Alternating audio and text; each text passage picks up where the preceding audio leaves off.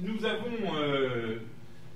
avons ce soir un sujet qui est vraiment de l'ordre du symbolique à traiter. C'est pas un sujet, à mon avis, qui va changer le monde. Mais il est évident que le jour où on fera des photos à la sortie des mairies de mariages homosexuels avec deux jeunes femmes qui se tiennent la main ou deux hommes qui s'embrassent, on aura certainement fait un pas symbolique très important. Et lorsque je dis symbolique, je n'entends pas le mot symbolique au sens usuel du terme, en disant oui, c'est tout à fait symbolique. J'entends ce mot symbolique au sens de ce qui fait l'homme et de ce qui fait la communication entre les hommes. Donc on aura détruit quelque chose de fondamental. Cela dit, je vous explique moi mon chemin et pourquoi je vous ai invités tous les deux, et aussi différents que vous soyez l'un de l'autre par vos professions, par vos spécialités, et peut-être, en certains domaines, par vos convictions.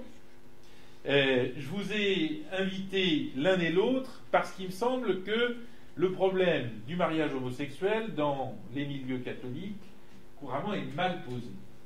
C'est-à-dire que on invoque avec beaucoup de conviction le droit naturel. Le droit naturel qui voudrait que le mariage, c'est un homme et une femme pour la vie. Or, le problème simple, c'est que le droit naturel ne dit pas ça. La loi naturelle, éventuellement, dit ça, c'est-à-dire la conscience peut arriver à cela, mais il me semble que le droit naturel, c'est beaucoup plus compliqué, et que la polygamie est aussi, malheureusement, du droit naturel dans l'histoire de l'humanité. Vous voyez que je vous provoque, tout de suite. Et vous n'êtes pas là pour entendre des choses que vous avez déjà entendues partout. Voilà. Alors, c'est dans cette perspective que je me suis dit, qu'est-ce qu'on a à proposer? Qu'est-ce qu'on a à proposer? Il me semble qu'on a deux choses à proposer. Au lieu de défendre le droit naturel, on va défendre le mariage chrétien. Parce que le mariage chrétien, c'est vraiment quelque chose d'extraordinaire. J'ai ici Victoria, qui est une amie gabonaise depuis les 25 ans de sacerdoce ou presque. Et on voit que le mariage chrétien, c'est une institution qui est propre au pays de vieille chrétienté, qui a mis longtemps à s'établir dans ces pays, parce que dans nos pays européens, ne croyez pas que le mariage ait été quelque chose qui était brusquement reçu comme ça. Il a fallu la réforme grégorienne, il a fallu serrer un certain nombre de vis et de boulons pour y arriver. Et on va finalement, on va revenir en arrière, on va sacrifier cette institution superbe qui grandit l'homme et la femme au profit du nouvel avatar des droits de l'homme. Partout où il y a de l'affect, il faut que l'État paternel reconnaisse la beauté de cet affect et le sanctifie par par un bout de papier, par une signature, par un tampon. Bref. Alors je crois qu'il faut vraiment parler du mariage, et il faut que nous disions que, en tout état de cause, si on accepte le mariage homosexuel, on ne parlera plus de la même chose. On peut dire, si vous voulez, que la République laïque a repris la morale chrétienne, j'allais dire grosso merdo, mais que là, elle est en train de s'en écarter d'une manière qui peut être tragique, en visant justement au symbolique. Encore une fois, c'est pas les 300 ou 500 couples homosexuels qui se marieront qui vont changer grand-chose à la vie, mais ils vont changer du tout au tout la symbolique. Alors, pour vous parler du mariage, j'avoue que j'ai découvert le livre du père Castegnos, Se marier et durer. Se marier et durer, ça vous a un petit air d'être et durer, vous voyez, je trouvais ça sympa comme titre, je ne sais pas si c'est voulu, mais c'est comme ça. Voilà. C'est le mariage durable, oui, de ça. Au début, je voulais faire mariage durable, mais ils ont préféré se marier et durer. Bon, voilà. Alors moi, j'avais imaginé vous savez, ce vieux chant parachutiste là sur être et durer. Mais bon, en tout cas, ce que je trouve admirable dans votre livre, que je n'ai pas eu le temps de lire, et dans votre interview de Mondévy, que j'ai lu, non, mais je dis des choses. Moi, j'ai lu. Je viens de le recevoir, le livre. Donc voilà. Et dans votre interview de Mondévy que j'ai lu, c'est que vous n'avez pas la langue de buis, cher père. Oui. Et que vous dites clair. les choses. Alors, parce que souvent, vous savez, quand on parle du mariage, alors, je pense par exemple, allez, on va donner un nom, il est mort. Je pense au père Philippe, vous voyez, qui vous plonge au cœur de l'amour, qui Oui. vous parle du mariage avec des trémolos dans la voix. Bon, eh bien, c'est pas du tout votre perspective. Voilà. Et je trouve que c'est intéressant de pouvoir parler du mariage d'une manière concrète. Et puis vous avez fait ce livre avec Yves Kerhuon, qui est un laïc marié, et que vous connaissez très bien, il y a une complicité entre vous, et pour cause. Et donc, je pense aussi que c'est important.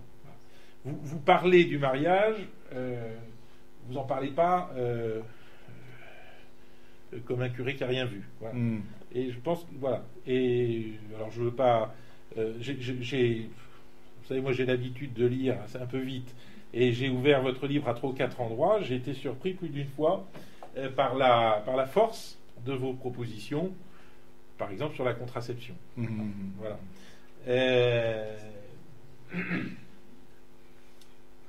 Je vous présenterai tout à l'heure Philippe de la Briole.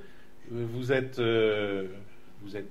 psychiatre, vous avez une culture immense par ailleurs, et donc vous nous parlerez de l'homosexualité, de cette blessure, me semble-t-il, que révèle l'homosexualité, mais blessure qui n'est pas la blessure des autres, qui n'est pas la blessure des homosexuels, mais qui est peut-être aussi la blessure qu'est la sexualité en chacun d'entre nous, d'une certaine façon.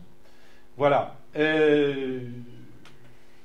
À vous la parole, peut-être, cher père, et puis ensuite... Donc, alors, en gros, si vous pouvez une demi-heure. Ok, ensuite, question. Ensuite... petite demi-heure et question. Ok, ça marche. Bon, écoutez, merci, cher père, de m'accueillir ici. Merci à chacun. C'est vrai que donc je suis le père Pierre-Marie Castegnols, j'appartiens aux serviteurs de Jésus et de Marie, dont la maison mère est à l'abbaye d'Ourscan dans l'Oise. J'ai été longtemps en Argentine, où nous avons une maison, et aussi en Alsace un petit peu moins longtemps. Et depuis, après mon séjour argentin, donc je suis revenu en 2001, et j'ai commencé à m'intéresser à la question de la préparation au mariage. Cette question de la préparation au mariage, voilà, avec peut-être quelqu'un que vous connaissez, Aline Lisotte, qui est une philosophe, qui a travaillé beaucoup sur la question de la théologie du corps de Jean-Paul II, qui est bon. Et donc du coup, elle a été ma prof à l'IPC, que vous connaissez peut-être aussi, l'Institut de philosophie comparée, fondé par Marcel Clément, in illo tempore. Et donc du coup, voilà, c'est quelque chose qui m'a intéressé, qui m'a... Et petit à petit, notre communauté déjà proposait un certain nombre de retraites pour préparer au mariage. Et puis certains, ensuite, je commençais, vous savez, voilà, est-ce que vous pourriez nous préparer, vous pourriez nous marier, bon, voilà. Et ça pendant 10 ans. Pendant 10 ans, quand même pas mal d'implications. Un petit peu moins quand j'étais en Alsace, mais je revenais régulièrement sur Paris, donc pour accompagner les uns et les autres. Et je me suis dit, à un moment donné, il y avait comme l'impérieuse nécessité de mettre ça par écrit et de dire, voilà, qu'est-ce que... Oula, ça, l'Esprit Saint qui souffle, je ne sais pas qu'est-ce qui se passe, mais bon. Ou tout simplement l'effet... voilà, c'est bon, il ne faut pas augmenter... Ah ben, quelqu'un qui touche le micro ou... Voilà, mais vous m'entendez bien, là, comme ça, non? J'ai une voix, voilà. J'ai augmenté un petit peu... Mais c'est bon, là, non? C'est bon, au fond, là. Vous m'entendez bien, au fond, ou pas? C'est bon? Alors du coup, voilà, de dire, voilà, il faut mettre par écrit un certain nombre de choses. Ma conviction par rapport au sacrement de mariage, et puis aussi il y a des conséquences pastorales. Parce que ça, c'est un peu le cœur du livre. Aujourd'hui, la société chrétienne ne porte plus, la société, par exemple, civile, ne porte plus les valeurs chrétiennes du mariage, entre autres l'indissolubilité. Un mariage pour la vie, ça ne fait plus recette. Et en même temps, je n'ai pas l'impression que notre chère Église modifie ses pratiques en termes de préparation au mariage et en termes d'accueil pour des fiancés pour recevoir le sacrement. Et je me suis beaucoup intéressé non seulement à cette question pastorale, mais aussi à tout le processus qui amène au mariage. Et c'est vrai que je dis, se préparer au mariage, c'est forcément un travail sur soi. On ne peut pas faire l'économie d'un travail sur soi, on n'est pas fait l'un pour l'autre, on se fait l'un à l'autre. Et ça, les fiancés ont assez peu conscience de ça. Et donc, du coup, ce que je fais dans le livre, au début, je voulais, parce que je compare ceux qui préparent au mariage à des démineurs. Et donc, vous savez, il y a la poêle à frire, peut-être certains ont été dans l'armée ou ont cherché des métaux. Et puis, voilà, ça sonne dès qu'on sent quelque chose qui pourrait éventuellement poser des difficultés. Parce que bien souvent, les fiancés eux-mêmes ne voient pas la difficulté. Alors, je voulais l'appeler, ce livre, Se marier avec une bombe. Alors, mais bon, comme c'était un petit peu ambigu comme terme, et des très catholiques, édition Salvatore, disant, voilà, se marier une bombe, ça va peut-être faire bon. Alors, se marier et durer, bon, c'est plutôt bien. Donc là, c'est pas le mariage homosexuel, c'est le mariage hétéro, voilà, le mariage. Et donc, du coup, c'est intéressant de dire qu'est-ce qu'on fait comme travail avec les fiancés pour les aider à prendre conscience d'un certain nombre de choses. D'abord, prendre conscience du plan de Dieu sur l'homme et la femme, prendre conscience de la parole de Dieu, que ce qu'ils vont se donner, c'est une parole qui s'enracine dans la vie, et en même temps prendre conscience des fragilités qui peuvent les habiter. Fragilité à différents niveaux. Fragilité, par exemple, je les invite à regarder leur éducation. Je les invite à regarder leur rapport à leur propre famille. Alors encore, il n'y a pas si longtemps que ça, une jeune fille, voilà, elle appelait 4-5 fois par jour sa mère. Donc, un truc comme ça, je dis, mais vous pensez que c'est sans conséquence sur la vie de couple? Ou qu'est-ce que vous avez comme rapport à l'argent? Donc, je passe en revue, et c'est ce que disait le père, et j'y tiens beaucoup, ce côté très pratico-pratique. C'est-à-dire que c'est vraiment un passage en revue des différents aspects. Et encore, il y en a d'autres qui me sont venus avec les conférences, parce que ça fait déjà pas mal de conférences que j'ai données sur ce thème-là. Et les questions m'aident aussi je les note, je dis, tiens, ça faut que je le dise, etc. Vous savez que c'est toujours pareil. À la fin de l'homélie, on a 15 choses à dire, pour ceux qui sont prêts, parce qu'on dit, j'aurais dû le dire, j'aurais dû le dire. Et donc, du coup, c'est pareil. Mais je me dis, il faut faire et donc, ça demande un prêtre. Aujourd'hui, ce qu'on propose dans l'Église, c'est un prêt-à-porter au niveau de la préparation au mariage. C'est-à-dire, voilà, il y a des cours, et puis vous êtes 6-7 couples là-dedans, mais vous recevez un enseignement que beaucoup ne comprennent pas, parce qu'ils sont quand même à des années-lumière du message de l'Église. Et je crois qu'aujourd'hui, il ne faut pas faire du prêt-à-porter, il faut faire du sur-mesure. Alors, pastoralement, c'est clair que c'est extrêmement chronophage en termes de temps. Mais si on dit, on clame partout, on prône la famille, l'amour de la famille, la stabilité de la famille, etc., à un moment donné, il faut mouiller le maillot, non seulement en défilant, mais aussi il faut mouiller le maillot en tant que prêtre particulièrement, pourquoi pas laïque aussi, formé ou diacre, qui s'engage dans une préparation au mariage, mais au cas par cas. Parce qu'on ne peut pas descendre à la pratique personnelle dans un groupe de 5-6 couples. C'est absolument impossible, ce serait même inconvenant.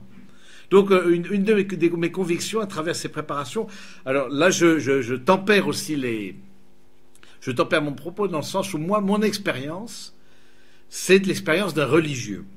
C'est pas l'expérience d'un curé de paroisse.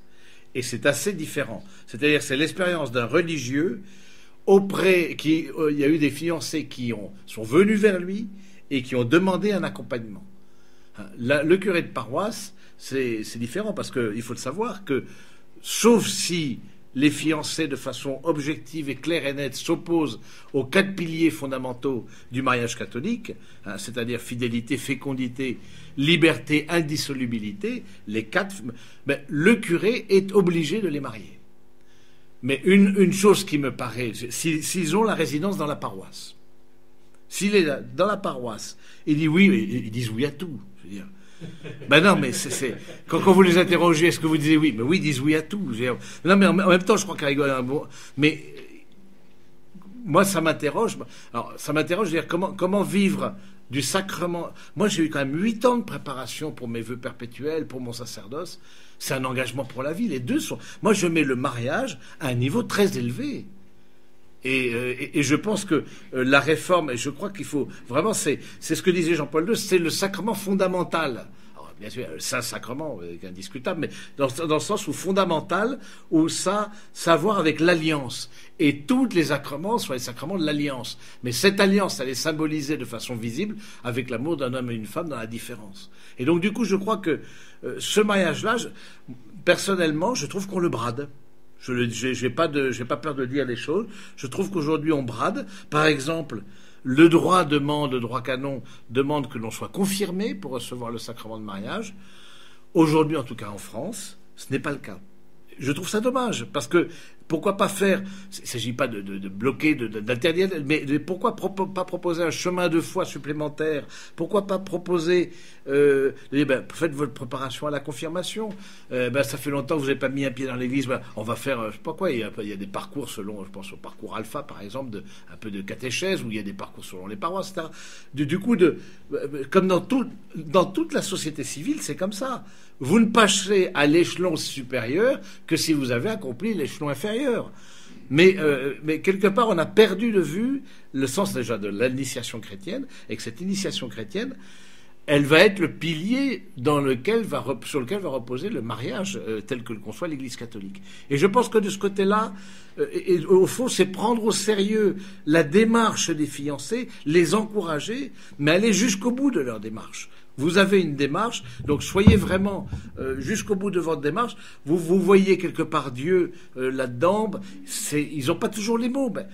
On accueille les gens tels qu'ils sont, mais pas pour les laisser tels qu'ils sont. On les accueille tels qu'ils sont, mais vous n'avez pas toujours les mots que ça. Mais on va faire un cheminement. Ce que timidement la Conférence des évêques de France a demandé en 2002, c'est que la préparation au mariage dure 1 an. Et chez moi, 1 an, c'est 12 mois. Et donc, ça veut dire qu'il y a un chemin qui est fait avec les fiancés pendant ces 12 mois. Et j'insiste aussi là-dessus, de dire que pour prendre conscience de la beauté du sacrement, pour prendre conscience de langue, encore une fois, j'ai eu 8 ans de préparation pour mes vœux, etc. Alors, je veux bien croire que la nature pousse plus au mariage qu'à la vie monastique. Ça, je le regrette, mais bon, c'est comme ça. Mais toujours est-il que il n'en demeure pas moins que la nature ne pousse pas à un mariage libre, indissoluble, fécond et fidèle. La nature ne pousse pas à ça. Pas du tout, vous ne trouvez pas ça dans la nature. Donc c'est bien la révélation chrétienne, et Jésus là-dessus est archi clair. Et je me dis, alors on parle des divorcés, remariés, etc. Très bien. La parole du Christ est claire, mais peut-être vous pouvez la donner parce que je suis pas sûr que. Alors la parole de Jésus est claire dans le sens où Jésus est interrogé là-dessus. À un moment donné, il est interrogé, mais est-il permis de répudier sa femme, etc. Moïse nous a accordé de faire un acte de répudiation, et puis Jésus lui a dit, au commencement, il n'était pas ainsi. Il les fit hommes et femmes pour qu'ils soient un, etc. Donc ce que Dieu a uni, que l'homme ne le sépare pas. Et c'est à cause de votre dureté de cœur que Moïse vous a donné la possibilité de faire un acte de répudiation. Aujourd'hui, au niveau du droit civil, on en vient à l'acte de répudiation. C'est-à-dire que c'est même plus une séparation, c'est une répudiation. Et je pense que c'est important de dire, si vous vous enracinez dans la parole de Dieu, si vous voulez recevoir le sacrement du mariage, d'une manière ou d'une autre, vous croyez en la parole du Christ. Et là aussi, je crois qu'il va falloir faire évoluer les choses. Alors, il y a les 4 piliers, mais à mon avis, il en manque un 5e, c'est la foi. C'est la foi. La foi en Jésus. Alors, on ne vous demande pas une fois de déplacer les montagnes, mais il y en a qui arrivent et disent, je ne crois pas en Dieu. Vous ne pouvez pas, comme curé, par exemple, vous ne pouvez pas. Le fait de ne pas croire en Dieu n'est pas suffisant pour ne pas marier. Ah non. Ah non. Ah non. Non, le droit est très clair. Ça n'a jamais été un des piliers, même le droit de 1913. Donc, mais donc du coup, moi j'appelle à une cohérence simplement. Il ne s'agit pas de dire, non, vous ne croyez pas en Dieu dehors, etc. Non. Donc, ok, on va parler. Vous avez une démarche. Allez jusqu'au bout de votre démarche. Je crois qu'il faut donner envie. Il faut vraiment donner envie de dire de ce mariage tel que le conçoit l'Église. Je trouve que c'est quelque chose de beau, qui donne envie, qui fait grandir, qui tire vers le haut, en même temps qui donne les moyens, parce que nous croyons au primat de la grâce. Je veux dire, d'abord il y a la grâce, c'est pas d'abord nos mérites et nos pauvres forces. On voit bien que c'est d'abord la grâce de Dieu qui agit, et leur dit, voilà, vous êtes. Mais est-ce que vous avez fait déjà l'expérience de la grâce de Dieu dans votre vie? Oui, c'est Et pour eux, non, la grâce de Dieu, déjà, c'est quelque chose de très, très éthéré. Et puis, l'expérience de la grâce de Dieu dans sa vie, à travers les sacrements, entre autres, ça, c'est les lieux où la grâce de Dieu, de façon claire et nette, passe. Et on le sait, en tout cas, la grâce de Dieu passe au-delà des 7 sacrements, évidemment. Mais je crois que c'est vraiment un lieu d'évangélisation. Ça, c'est cette conviction que j'ai acquise au fil de ces années, que la préparation au mariage, l'accompagnement vers le mariage, et quand je dis accompagnement vers le mariage, c'est aussi l'accompagnement des couples, parce que aussi beaucoup de couples, même bien sous tout rapport, même enracinés dans la foi, terminent mal et se séparent, parce qu'il y a la pression de la société. Voilà, je ressens plus, on confond sentiment amoureux et amour. Ça n'a rien à voir. Je peux avoir un sentiment amoureux, ça me fait état de guili-guili, etc. Vous faites une grande déclaration, par exemple, ça m'émeut, mais c'est pas ça qui va être l'amour. L'amour, c'est dans la volonté, c'est pas dans la sensibilité. Donc si on place l'amour dans la sensibilité et non pas dans la volonté, forcément, même l'amour de Dieu, la plupart du temps, on ressent rien. Je ne vais pas vous faire une déclaration, mais j'ai quand même posé une question. Oui. Benoît XVI parle d'analphabétisme religieux. Clairement. On ne donne pas le certificat d'études à des Voilà. analphabètes. Donc il faut apprendre à dire non. Mais on les enseigne. Oui, non, alors il faut apprendre à dire non, mais il faut en prendre. Alors, à l'analphabète, on lui dit pas non, on lui dit Non. L'école, elle est là. Et ensuite, Voilà. vous reviendrez. Voilà. Mais c'est ça que ça. Exact. Je pense que c'est ça. Mais il faut Mais aujourd'hui, l'analphabète, à la limite, va comprendre qu'il accède au plan matériel à une aisance, etc., avec les études. Quand beaucoup de gens qui vivent sans Dieu et qui ne s'en portent pas plus mal du tout, leur faire comprendre que la grâce de Dieu, eh bien, c'est quelque chose qui transforme votre vie, c'est quelque chose où le Christ est là présent, etc. Je crois que ça demande toute une éducation de la foi, et donc je suis très convaincu que la préparation au mariage, mais aussi l'accompagnement des couples, c'est un lieu d'évangélisation, un lieu où on fait toucher la parole du Christ de façon forte. Cette parole, je veux dire, il n'y a pas une parole, je veux pas dire avec l'Eucharistie, concernant les sacrements et le baptême. Il n'y a pas de parole plus forte. Je veux dire, baptisé au nom du Père, du Fils, ceci est mon corps, ceci est mon sang, que l'homme ne sépare pas ce que Dieu a uni. Je veux dire, sacrement des malades, le Christ n'a pas, bien sûr que c'est un sacrement fondé dans la parole, mais je crois que c'est très important de dire ça, de découvrir parce qu'il y a un désir de la part du Sauveur d'enraciner l'amour matrimonial dans une profonde vie chrétienne. Et enfin, le sacrement du mariage, comme le Père l'a dit très bien, le sacrement du mariage est venu très tardivement. Il a été reconnu par le Concile de Lyon en 1200 et quelques, donc 13e siècle, comme faisant partie des 7 sacrements. Donc il a fallu quand même 12 siècles à la Sainte Église pour le découvrir comme sacrement. Il était vécu, alors le prêtre allait avant dans les maisons, bénissait les lits, bénissait les anneaux, etc. etc. Mais il n'y avait pas de cette dimension. Donc je crois que c'est quelque chose que l'Église a peu à peu mûri, et qui, à mon avis, d'où l'importance, aujourd'hui, où beaucoup de jeunes arrivent avec beaucoup de bonne volonté. Là encore, il ne faut pas montrer du doigt, t'as fait mal. Il y a beaucoup de bonne volonté, il y a beaucoup de générosité, d'authenticité, mais il y a beaucoup d'analphabétisme. Et donc, du coup, il faut les prendre par la main, un par un, et les faire cheminer. Et donc, du coup, je crois que ce contact avec le prêtre en particulier, qui me paraît tellement important, si beaucoup de prêtres confrères diminuaient par 2 toutes les réunions, ça j'en parle aussi dans le livre, la réunionnite aiguë qui, des réunions pour faire fonctionner la structure. Il en faut des réunions, mais c'est vrai que nous on a une réunion de communauté chaque lundi, mais il en faut, mais pas tous les soirs, avec toujours les mêmes gens plus ou moins. Mais si on divisait par 2, disons, supposons, il y a autant de temps le soir pour accompagner, par exemple, les fiancés, pour recevoir les gens en parloir, pour la confection, etc. Donc je crois que c'est aussi une manière de voir le ministère sacerdotal, et une manière de voir l'évangélisation, et de dire qu'aujourd'hui ces jeunes-là, ils remettent un pied dans l'église après le baptême. Parce que vous voyez ce qui est étonnant, par exemple, au niveau de la pastorale, c'est-à-dire de la manière de voir les sacrements, etc. On est super exigeant sur le baptême des adultes. 2 ans, vous avez une équipe. Moi, je serais bien pour baptiser à la lance à incendie, mais bon, ça n'engage que moi, et en même temps... Ça s'est fait, Et en même temps, en 3 mois, vous mariez quelqu'un qui en prend grosso modo pour 50 ans de vie matrimoniale, et qui n'a pas de notion de ce que ça veut dire la foi chrétienne. Et vous l'engagez.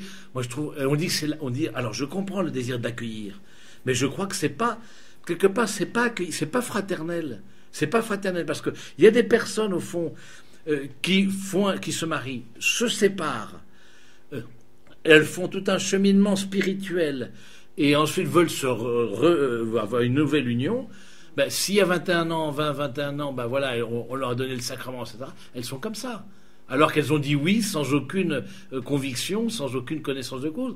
Alors que si on les avait laissées cheminer, si on les avait... faut pas se précipiter pour le sacrement. Là, on n'est pas payé au sacrement. Donc du coup, je crois que de ce côté-là, ça demande que nous, de la part de l'Église et des chrétiens, et des catholiques singulièrement, de découvrir aussi dans le sacrement du mariage quelque chose qui, pour moi, relève pratiquement des vœux religieux ou de l'ordination sacerdotale. D'autant plus que la réforme du dernier, la réforme en 90 du rituel du mariage, du rituel ordinaire, du mariage, il y a un moment donné où le prêtre impose les mains. Donc c'est pratiquement comme à l'ordination. C'est-à-dire c'est avec l'évêque qui tient les mains élevées au moment de la bénédiction nuptiale. Donc quelque part, il y a une valorisation du mariage comme école de sainteté, etc., etc. Très bien. Mais en face, on ne met pas ce qu'il faut pour dire c'est une école de sainteté, on va peut-être mettre aussi, s'il y a une école, il faut mettre des professeurs, il faut mettre des cours, il faut donner des moyens. Donc je crois que...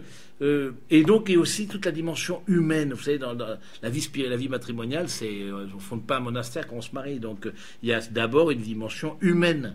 Et cette dimension humaine, il ne faut absolument pas la brader. Parce que si vous passez tout de suite au spirituel et que vous ne voyez pas ce qu'au niveau humain vous avez pu avoir reçu de votre famille, vos expériences passées. Souvent, ceux qui se marient, on se marie de plus en plus tard, on n'a pas eu qu'une seule histoire d'amour, il y a eu plusieurs histoires. Comment ça s'est terminé? Qu'est-ce que j'ai vécu au plan de la sexualité?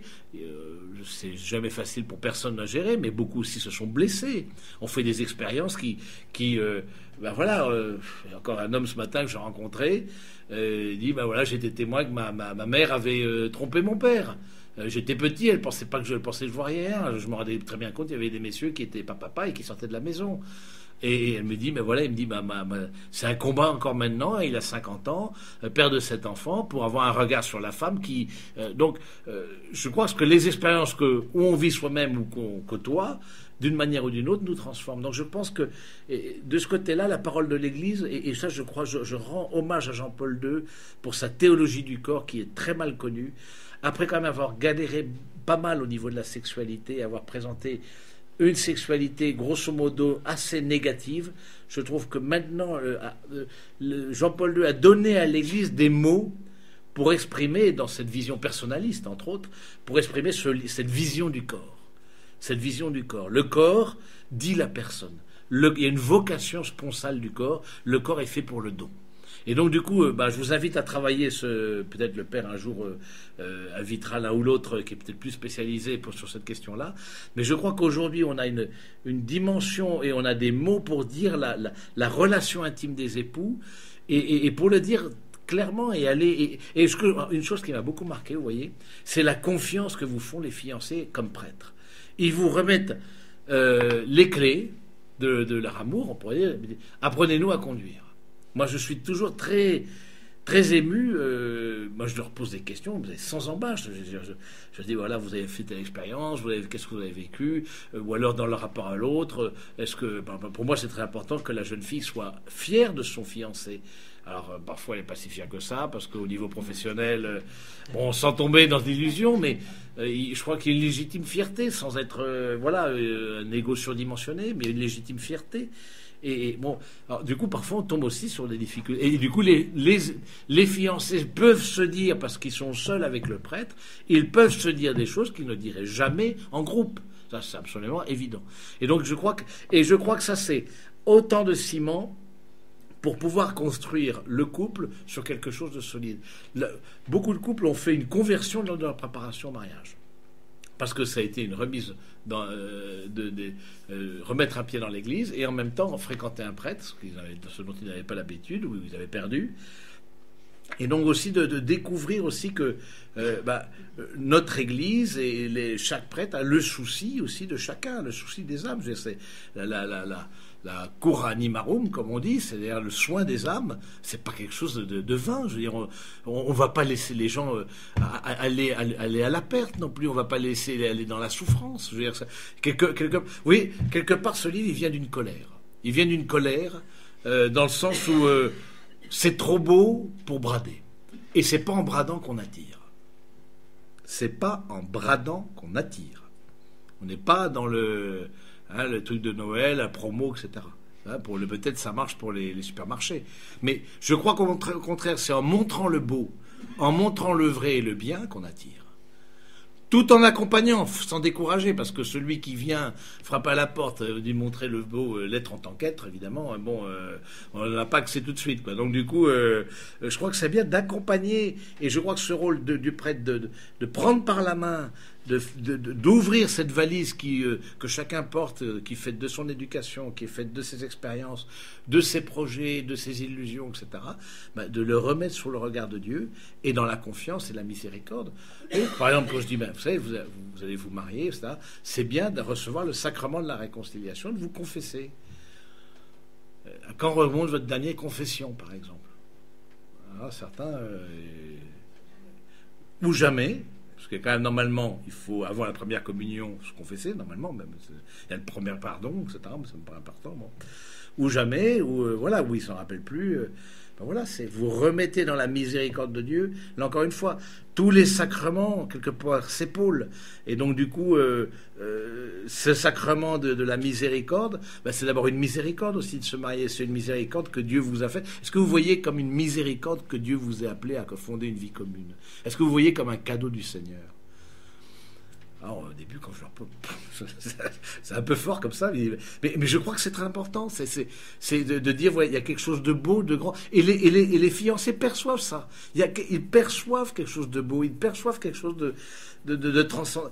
On veut mettre Dieu là-dedans. Ils n'ont pas les mots. Ils n'ont pas les mots. Ils ne vont pas faire la théologie du sacrement du mariage.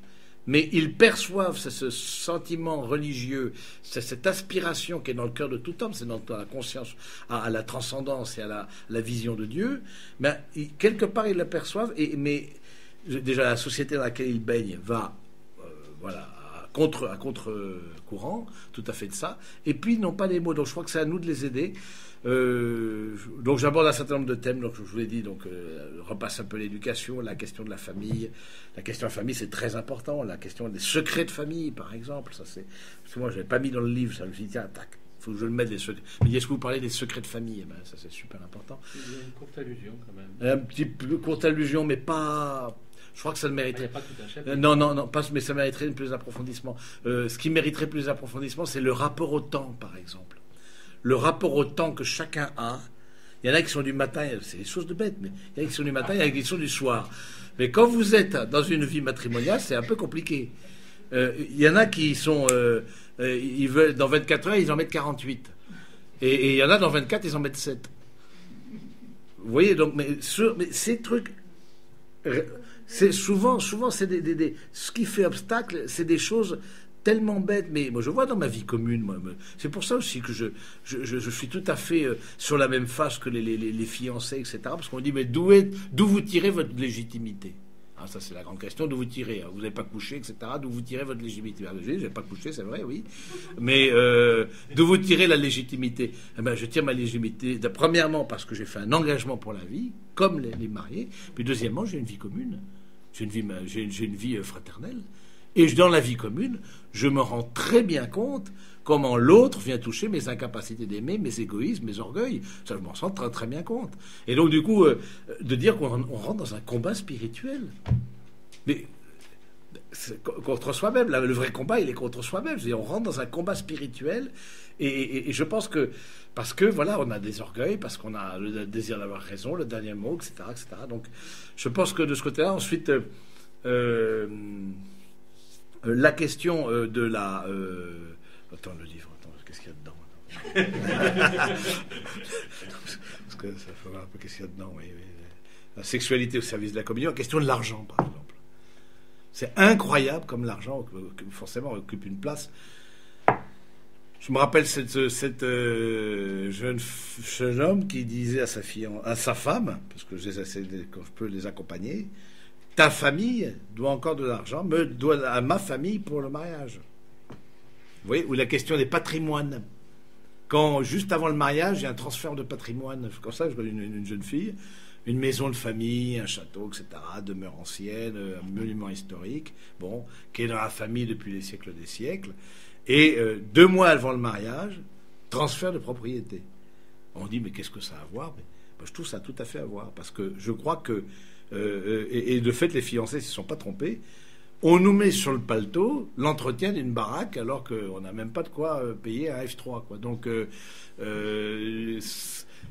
et puis combien de couples sont au plan personnel, sont dans des grandes difficultés, et vous voyez, c'est des questions qui cristallisent d'autres choses. C'est comme la sexualité, ça cristallise d'autres choses. C'est comme la vie spirituelle. Et je pense que la question, par exemple, je suis très favorable, ça c'est un parti pris personnel. D'abord, il est important de consulter le notaire si certains sont concernés par le mariage dans l'avenir. Et même si l'Église ne dit rien sur la matière, mais je suis beaucoup plus favorable à la séparation des biens qu'à la communauté. Hein, alors on se dit, pourquoi la séparation des biens? Parce que la séparation des biens, premièrement, ça enlève tout équivoque en matière de disparité de fortune entre les familles. Parce que si vous vous mariez avec le fils Dassault, ou le fils Michelin, ou le fils Rockefeller, et que vous... On n'est pas sûr d'être aimé pour soi-même. Oui. Mine de rien, le droit permet voilà, séparation des biens. Je n'aurai jamais les biens de ta famille. Quoi qu'il arrive, qu'on se sépare, qu'on ne se sépare pas, qu'on reste ensemble, ça reste dans ta famille. Et je trouve aussi que, et dans certains cas même, ça protège la famille. Je pense, moi j'ai eu des cas, par exemple, de médecins, par exemple, ou d'avocats, de personnes, ou d'entrepreneurs. Des gens qui sont... Et pour que la famille ne soit pas atteinte. Vous voyez des trucs comme ça. Mais pour moi, c'est aussi des réalités spirituelles. C'est pas simplement une réalité matérielle, c'est aussi une réalité spirituelle. Ça dit quelque chose d'un long terme dans l'engagement. Ça dit quelque chose aussi qu'on pense durer ensemble. Et donc, pour durer ensemble, on essaie de prendre les moyens. Question compliquée de l'accueil de la vie, du mystère de la vie. Donc, c'est bon, je peux ça va, vous comprenez, c'est bon, c'est bon, c'est clair. Et donc, du coup, je crois que c'est important, ça, cette question. Parce que la question de la régulation des naissances, bon, on peut pas... Je comprends très bien que des familles ne puissent pas avoir X enfants, parce que, je voyais une femme pas très longtemps, mère de 5 enfants, mais elle me dit, moi, j'en peux plus, je peux pas... 6 enfants, j'aime les enfants, je suis catholique, je suis pratiquante, je suis engagé, je suis au service de mon diocèse, je prie, etc. Je coche toutes les cases. Mais grosso modo, vous savez, c'est pas parce qu'on coche toutes les cases que ça va forcément.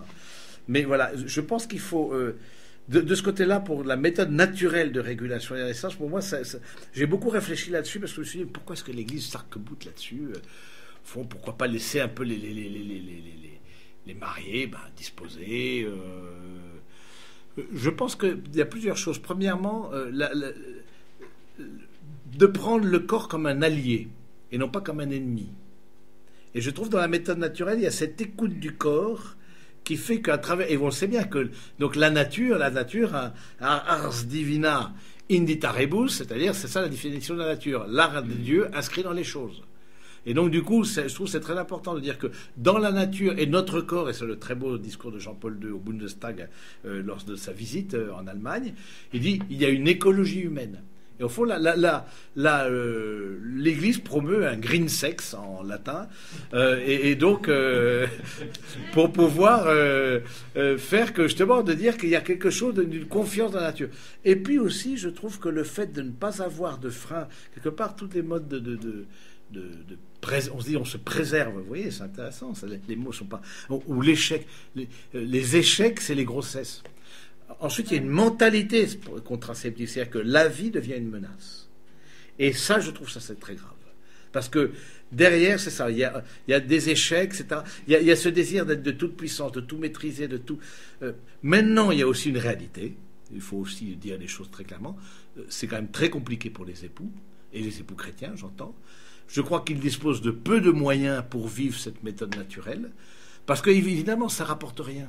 Donc, ce n'est pas les laboratoires pharmaceutiques qui vont faire travailler leurs chercheurs pour qu'ils aient un peu plus de moyens. Et donc, du coup, dans l'angoisse, face à la pression du gynéco, face à la pression sociale, etc., et bien souvent. Mais certains disent très clairement le fait qu'il n'y a pas une union parfaite, il n'y a pas quelque chose, il n'y a pas une plénitude dans la relation intime, parce qu'il y a quelque chose dont on sait préserver. On ne donne pas à l'autre quelque part. Il y a quelque chose de soi qu'on ne donne pas à l'autre. Et je pense que, au fond, je crois qu'il y a toute une réflexion, mais en même temps, et ça, il faut demander à l'Académie pontificale des sciences de travailler là-dessus, de donner plus de moyens aux époux pour pouvoir vivre dans une certaine sécurité. Parce que c'est vrai que la méthode, par exemple, Billings, qui fait partie des méthodes naturelles, Monsieur Billings avait 9 enfants. Alors, et puis, quand vous arrivez comme ça, et vous dites avec Monsieur Billings qu'il y a 9 enfants, on vous regarde, on vous dit, vous n'avez pas une autre méthode, voilà. Parce qu'il y a les femmes, voilà, c'est plus ou moins stable dans leur période, etc. Donc, puis il y a la vie, il y a le stress, mais aussi les infécondités, le manque de fécondité dans les couples qui sont aussi très préoccupants et qui vont augmentant. Hein. Et donc je pense que de ce côté-là, il y a ou les fausses couches aussi, mais il y a quelque chose à retravailler, il y a quelque chose à montrer la beauté du corps et de voir que le corps comme un pédagogue et de voir au fond que cette méthode-là, c'est la seule qui permet un dialogue. Parce que les autres méthodes, moi je trouve que c'est plus la libération de l'homme que de la femme. La femme est disponible à temps et contre-temps. Il n'y a même plus de migraine possible. Et donc, du coup, voilà. Et donc, du coup, voilà. C'est quelque chose qui est pareil. On dit la femme respecte son corps. Mais justement, c'est en mettant une règle, précisément, qu'on respecte. L'accueil de la limite, l'accueil de la règle. Et puis, la femme, la vie spirituelle, la vie de couple, la vie matrimoniale, etc. Couple et spiritualité. La question, c'est vrai que je vois difficilement, bon, vous trouvez le cas mais des mariages entre personnes de culture chrétienne et des personnes qui ne sont pas chrétiennes, en dehors de la vie du christianisme.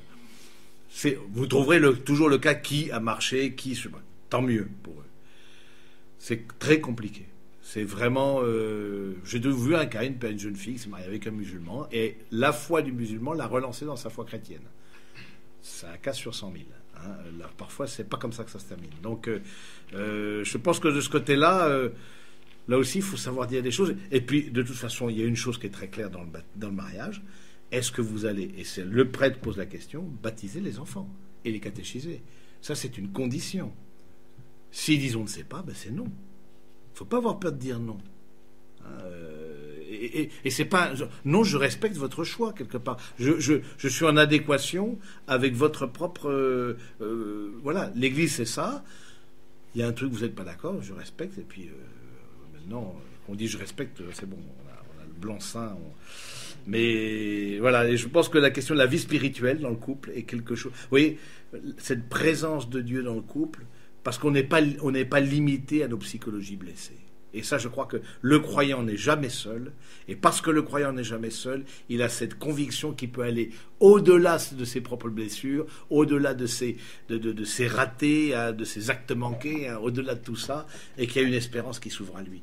Et c'est un mariage, entre guillemets, à trois, cette présence de Dieu dans le couple qui donne une transcendance, qui donne une ouverture, s'aimer, c'est pas se regarder l'un à l'autre, regarder ensemble dans la même direction, vous connaissez bien la citation, et je pense que justement les époux face à l'autel regardent ensemble dans la même direction. Hein, et lors d'une messe, pour moi aussi, là aussi, je crois que ça a de sens un mariage lors d'une messe, parce que c'est en lien avec l'alliance du Christ et de l'Église. Vous voyez, c'est la différence entre les autres religions. Là, j'ai un peu étudié récemment l'histoire du mariage. Les autres religions, c'est chaque religion a sa tradition non chrétienne, j'entends. Hein. Au fond, les gens demandent plus une bénédiction. Et c'était dans le cas dans le début de l'Église, pendant pas mal de temps. Les gens demandaient la bénédiction du lit nuptial, bénédiction de l'anneau, etc., etc. Mais le fait que ce soit élevé à la dignité de sacrement, et d'un sacrement qui engage pour la vie, je crois que c'est une confiance que le Seigneur fait dans les fiancés, dans le couple, qui est quand même... Parce qu'il y a quelque chose de la transcendance de Dieu et de l'amour de Dieu qui est dit là. Hein. Et donc, du coup, au fond, c'est pour ça que c'est indissoluble. Et ça, la parole de Jésus, elle est archi claire. Parce que c'est le signe d'un amour de toujours à toujours du Christ pour son Église. Il s'est livré pour elle. Et je pense que ce signe... Est-ce que vous voulez signe de ça? Mais dans la réalité pastorale, beaucoup de gens demanderaient qu'une bénédiction. Est-ce que vous avez passé en rayon? Je me contenterai que d'une bénédiction. Mais non, en rayon, on a le sacrement. Est-ce que ça veut dire que quand vous voulez, quand on vous regarde, ça veut dire aussi que on découvre quelque chose de l'amour du Christ pour son Église. Vous manifestez, vous rendez présent quelque chose de l'amour du Christ pour son Église. Et ça, quand ça fait 20 ans que vous n'êtes pas rentré dans une église, c'est pas spontané. Ça, c'est pas naturel. C'est surnaturel. Et je crois que de ce côté-là, ça demande un accompagnement. Et ça demande, même pour les couples engagés dans leur foi, de dire qu'ils portent en eux-mêmes plus grand qu'eux-mêmes. C'est la définition de la vie chrétienne. Et je crois que nous-mêmes, nous avons à nous passionner. En tout cas, j'encourage les frères prêtres dans l'Assemblée à se passionner pour ce ministère d'accompagnement, d'évangélisation et qui vraiment me donne beaucoup de joie comme prêtre et en même temps me fait sentir l'urgence de l'évangélisation. Amen. Merci.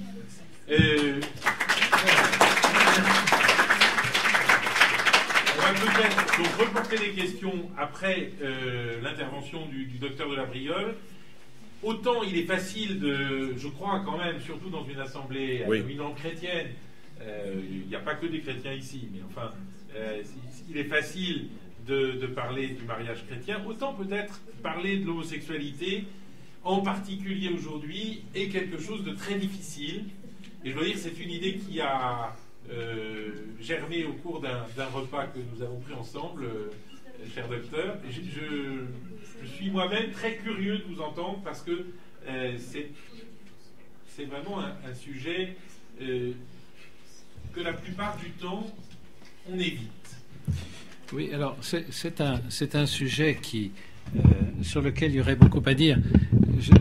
Je ne pourrais pas évidemment faire plus que donner quelques pistes parce que concrètement l'homosexualité c'est une réalité qui existe depuis toujours. Le mariage aussi d'ailleurs. Le mariage, le rituel, c'est vrai dans les sociétés archaïques, c'est vrai aussi chez Fustel de Coulanges, la cité antique. On voit bien que les rituels font partie de la vie. Donc l'intégration sociale, elle se fait à travers des gestes et des gestes faits par des gens compétents. Dans la pratique, et pour aller un petit peu d'emblée au fait, je dirais qu'on n'est pas hétérosexuel, on le devient. J'ai bien dit hétérosexuel, c'est-à-dire ce que, d'une certaine manière, la maturité accomplie permet d'atteindre pour reproduire l'espèce. Et dans cette idée, il est évident que il y en a une qui est implicite, c'est que pour se reproduire, il faut s'aimer un peu, en tout cas suffisamment pour engendrer. Voilà, je ne m'étendrai pas sur cet aparté, mais le problème de la filiation engendrée est un problème beaucoup plus grave qu'on ne l'imagine habituellement. Voilà. Alors, dès lors, d'une certaine façon, voilà, le pendant de cette affirmation, c'est que on n'est pas homosexuel, on le devient.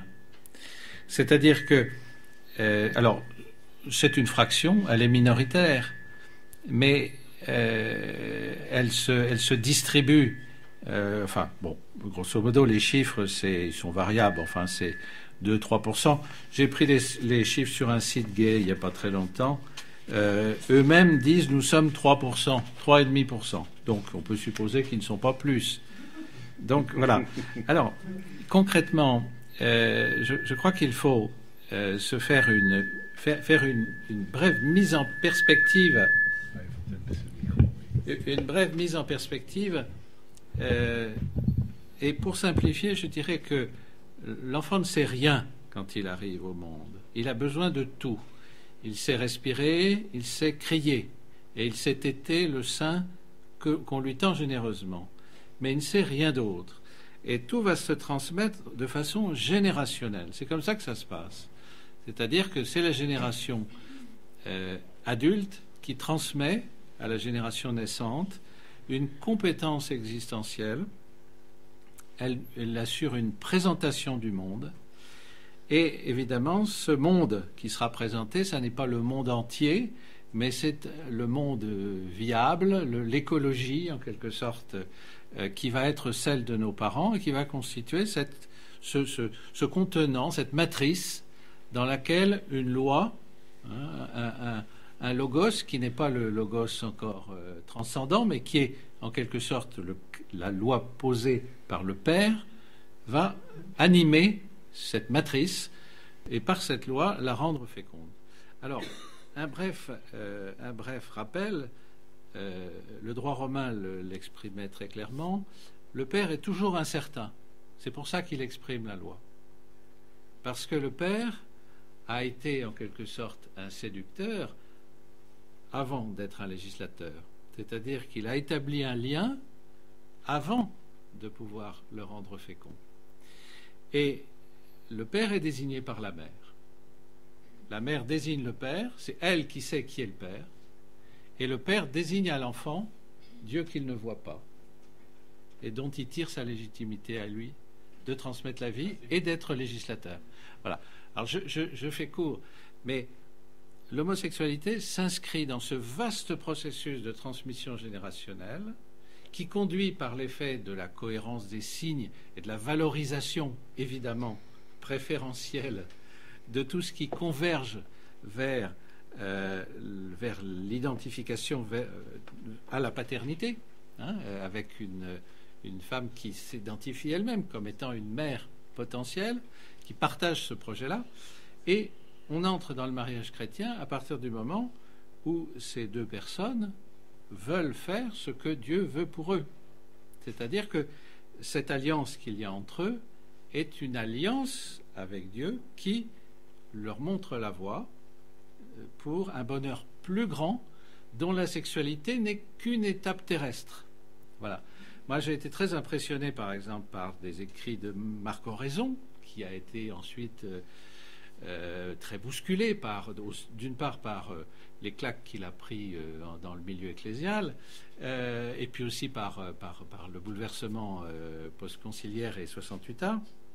Dans les années 50, il a écrit des trucs qui sont sous le contrôle de Pie XII. Moi, j'aurais aimé signer ça. Voilà.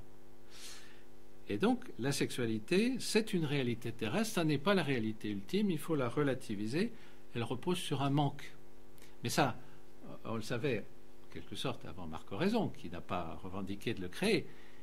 On sait depuis le banquet, par Diotime, Socrate. Voilà.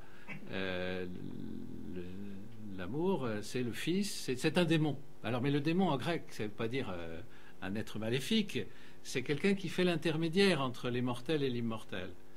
Mais il a donc, c'est l'enfant de pauvreté, peña, et expédient. Voilà, poros, expédient. On fait feu de tout bois. Et on sait bien, voilà, on voit bien, on se représente bien l'amour finalement, comme finalement pouvant naître comme ça, furtivement à tout moment, etc. Bon. Tout le monde de la vie, si on n'ordonne pas les choses, on est comme ça, toujours un peu comme ça, à exposer ce manque en essayant de prendre un peu ce qui passe à la portée.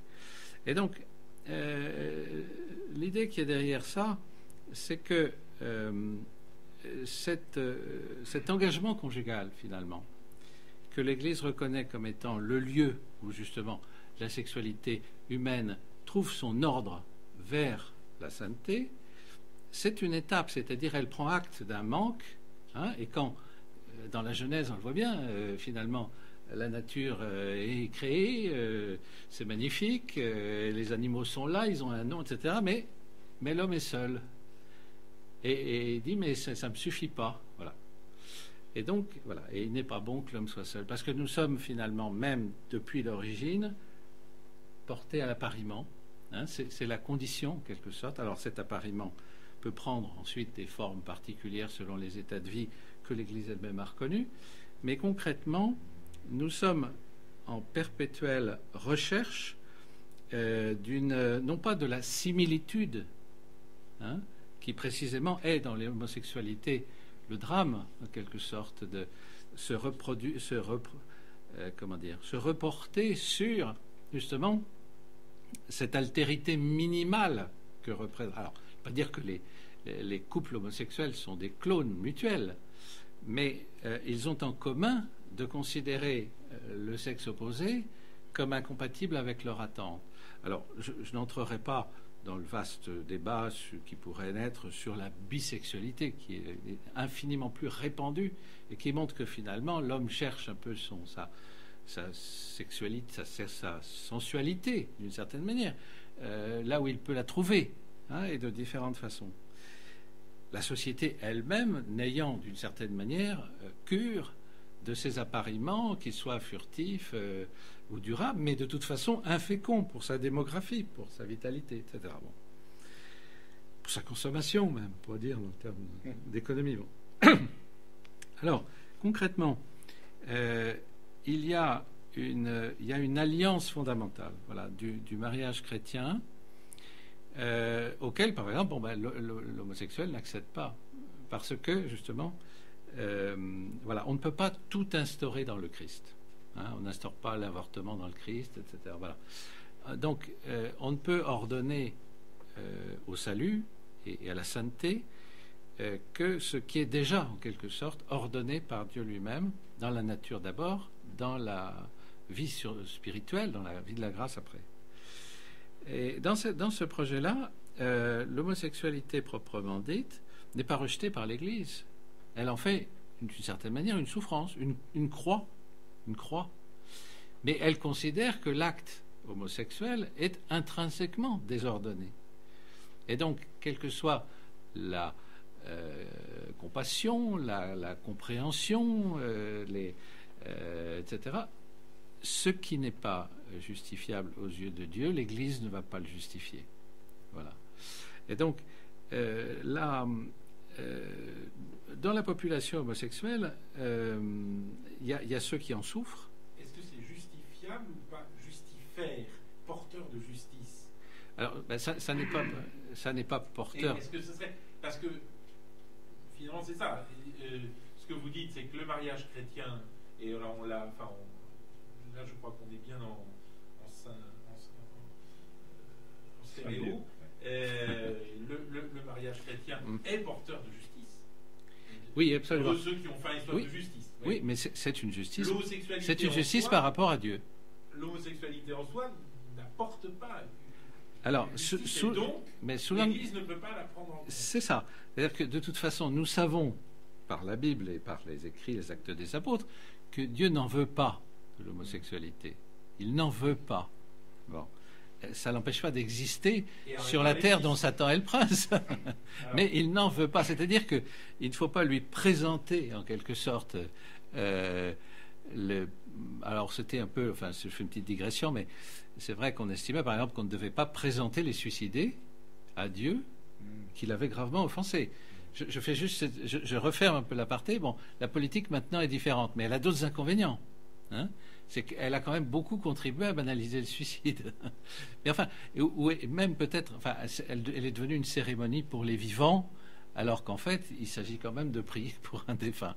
Mais je referme cette parenthèse. On ne peut pas présenter à Dieu quelqu'un dont le comportement, non pas seulement furtif, passager, accidentel, mais au contraire méthodique, systématisé, va l'offenser manifestement, qu'il le sache ou qu'il ne le sache pas. Mais enfin, le discours peut être tenu de cette offense, et notamment au milieu ecclésial. Alors, l'idée qui est présente derrière, c'est que il y a manifestement une dimension de désordre humain que l'Église souligne, mais qu'elle n'est pas seule à souligner. Hein. Notamment, on peut dire, le milieu psychanalytique est très opposé au mariage gay. Tout simplement parce que l'optique de la psychanalyse est que la maturité qui permet d'accéder au désir de prolonger l'espèce, finalement, s'est interrompue. C'est-à-dire que finalement, l'homosexuel s'aborde d'une certaine manière ce qu'il y a en lui de l'espèce, précisément, que nous partageons tous. Hein. Il la sacrifie pour peut-être des positions défensives, c'est-à-dire pour souffrir moins. Hein, parce que moi, j'ai été très frappé, parce que j'ai beaucoup rencontré d'homosexuels dans mon activité thérapeutique, mais l'idée d'être sous la coupe d'une femme peut susciter une terreur absolument inextinguible. C'est très impressionnant. Alors, tous ne sont pas dans cette optique-là. Hein. Tous ne vivent pas les choses sur le mode du dégoût. Hein. Mais c'est très frappant. Il faut les écouter. Je veux dire, on entend ça. C'est important. Alors, parfois, c'est le corps de la femme qui les dégoûte. Hein. Parfois, c'est un corps interdit parce que c'est le corps maternel et qu'on n'y touche pas. Hein. Mais ça peut être aussi tout simplement subir le joug d'une femme. Enfin, c'est quelque chose qui leur rappelle des angoisses infantiles terribles. Bon. Donc, l'idée que la condition homosexuelle, qu'elle soit douloureuse, qu'elle soit affichée et qu'elle soit provocante, viennent revendiquer une dimension institutionnelle, c'est-à-dire que socialement elle soit reconnue et valorisée, ça pose la question du service qu'elle rend.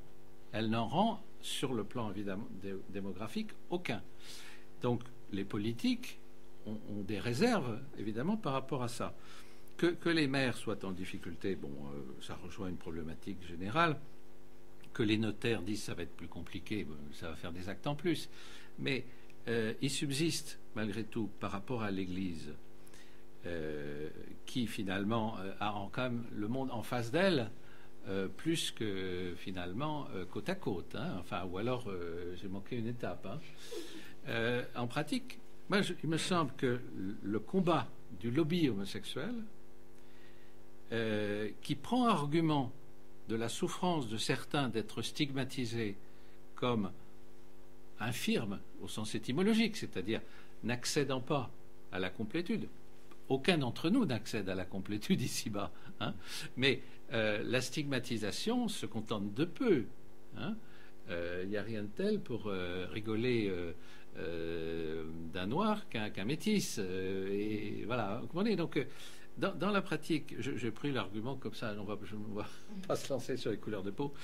Dans la pratique, la situation homosexuelle contient implicitement une dimension d'impasse qui peut être soit douloureuse, soit ludique, soit provocatrice, soit transgressive dans son projet.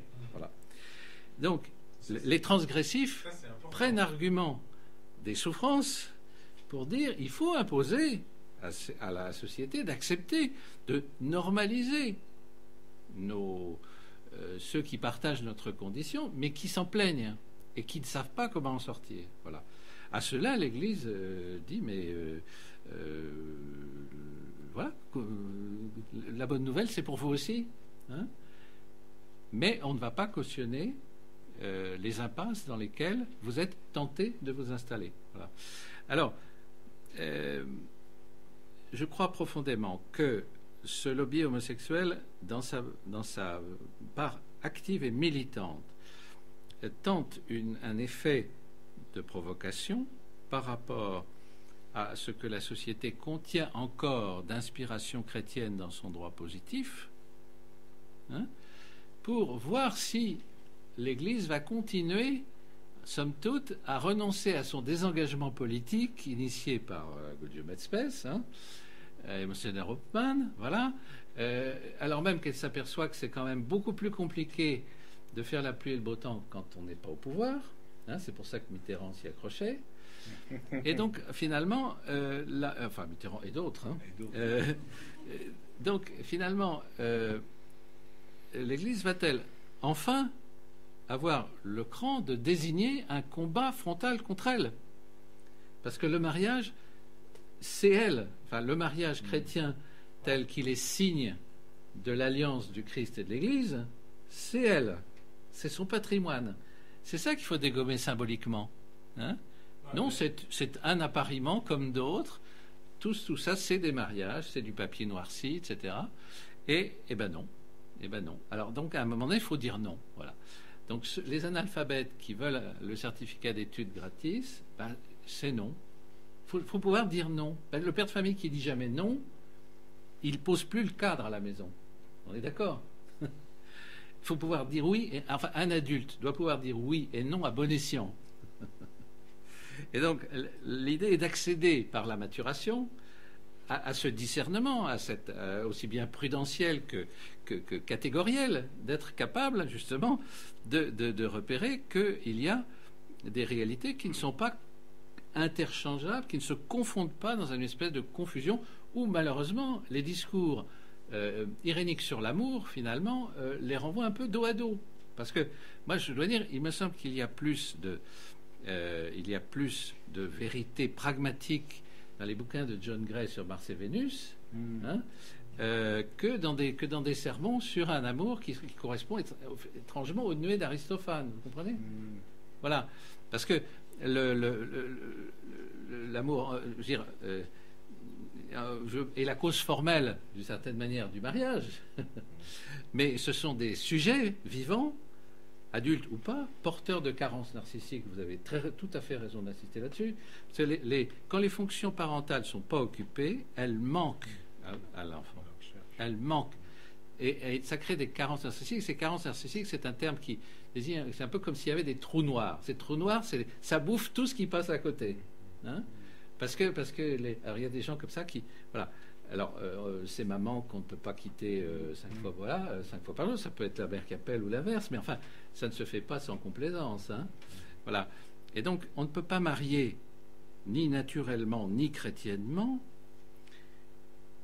des adultes qui n'ont pas grandi. Des adultes pour l'état civil, des majeurs pour l'état civil qui n'ont pas grandi. Voilà. C'est-à-dire qu'ils sont restés des enfants, c'est-à-dire qu'ils ne se sont pas appropriés une pensée. Hein.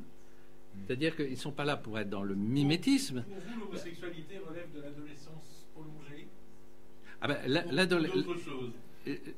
D'une certaine manière, l'homosexualité, c'est le télescopage d'une croissance physiologique apparemment normale et psychologique sur beaucoup de points identiques à d'autres, mais dans le domaine de l'intimité, finalement, il y a des blessures profondes, et ces blessures-là, alors soit on les perçoit et on essaye d'en sortir. C'est difficile parce que ça plonge dans des choses extrêmement profondes et intimes. Hein. Ou alors, on s'en fait une gloire, d'une certaine manière, et à ce moment-là, on revendique le même statut que les autres, ou pire encore. Peut-être un peu une question de confiance, en mettant les pieds dans le plat, mais c'est mon rôle. À tous les deux, parce que finalement... Quelqu'un qui viendrait vous voir, soit en tant que psy, soit en tant que prêtre, et qui vous dirait, voilà, j'ai des pulsions homosexuelles, est-ce que je peux me marier? Alors, soit en théorie, est-ce que je peux me marier, soit en pratique, mais j'ai un attrait pour une telle, est-ce que je peux y aller? Qu'est-ce que vous répondez? Ben, s'il vient voir le clinicien, je dirais, mais qu'est-ce que vous appelez des pulsions? Ben, pour moi, la pulsion, c'est une abstraction. Hein, sur le corps, je suis pas d'accord avec ce que vous avez dit, mais c'est pas grave.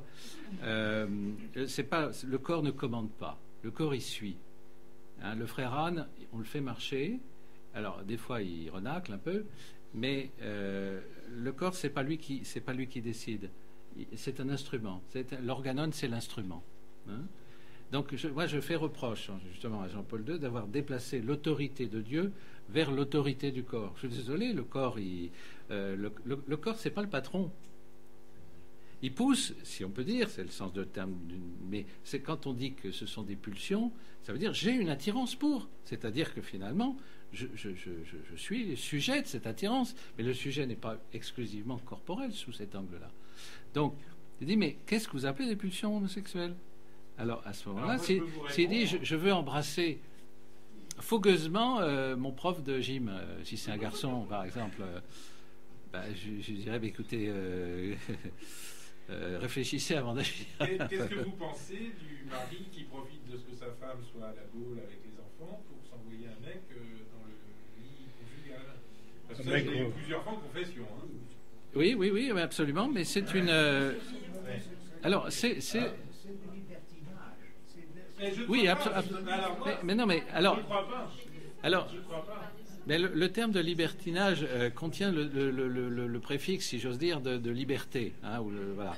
La racine de liberté. La question que se pose en fait le clinicien, c'est de savoir quel est l'espace de liberté par rapport à ce qui se passe. Le confesseur aussi, d'ailleurs, se pose la question. Quelle est la liberté par rapport à ce qu'on fait? Mais pas une maladie, monsieur. Pas une maladie. Pas une maladie. Un trouble de la personnalité. Une immaturité, si vous voulez. Non, parce qu'une maladie, ça se soigne. Une maladie, ça se soigne. En réalité, une personnalité, c'est une construction, si vous voulez. Non, mais attendez, oui, enfin, c'est une définition fonctionnelle. Comme on pourrait dire, la dépression, c'est ce que soignent les antidépresseurs. Vous voyez? Ce que si vous prenez des antidépresseurs depuis 1 an et que vous n'allez pas bien, vous n'avez pas une dépression, vous avez autre chose qui s'appelle justement une personnalité pathologique. Alors c'est peut-être pas forcément une bonne nouvelle, mais ce que je veux dire, c'est que l'homosexualité n'est pas en quelque sorte un destin qui est programmé génétiquement. Ça n'est pas non plus. Vous en êtes sûr de ça? Ah, bah, total. Bah, c'est-à-dire que rien n'était cette dimension, rien n'était cette information-là. Hein. Alors, moi, je répondrai par rapport à votre question. C'est. Ah oui. Est-ce que c'est un vice? Mais bon, juste pour répondre à votre question, je pense que de même un homme viendrait me voir et dit j'ai envie d'avoir relation avec telle et telle femme. Donc, est-ce que cet homme-là n'est pas dans un combat? Est-ce que c'est pas son lieu de combat spirituel? Que de la fidélité, comme d'autres hommes seraient attirés vers d'autres femmes que leurs femmes légitimes.